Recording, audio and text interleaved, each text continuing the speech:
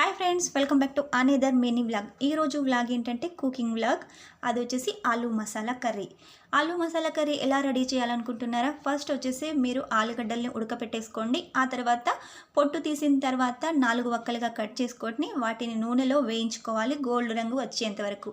ఆ తర్వాత పెరుగులో కారం, ఉప్పు, మసాలా, పసుపు కొద్ది కొద్దిగా వేసుకొని చక్కగా ముద్దలు లేకుండా కలిపేసేయాలి. ఆ పెరుగును అలా పక్కకు పెట్టేసుకొని నూనెలో మనం వేయించుకున్న బంగాళదుంపల్ని తీసి పక్కకు పెట్టుకోవాలి.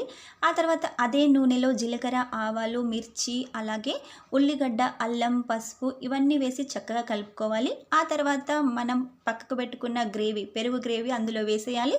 దాన్ని వచ్చేసి క్వాంటిటీ కొంచెం తక్కువ అయ్యేంత వరకు వేయించుకోవాలి. వేయించిన తర్వాత కొద్దిగా వాటర్ పోసుకొని మళ్ళీ ఉడికించుకోవాలి. ఉడికించుకున్న తర్వాత వాటర్ కొంచెం దగ్గరికి వచ్చిన తర్వాత ఆలుగడ్డలు అందులో వేసుకోవాలి.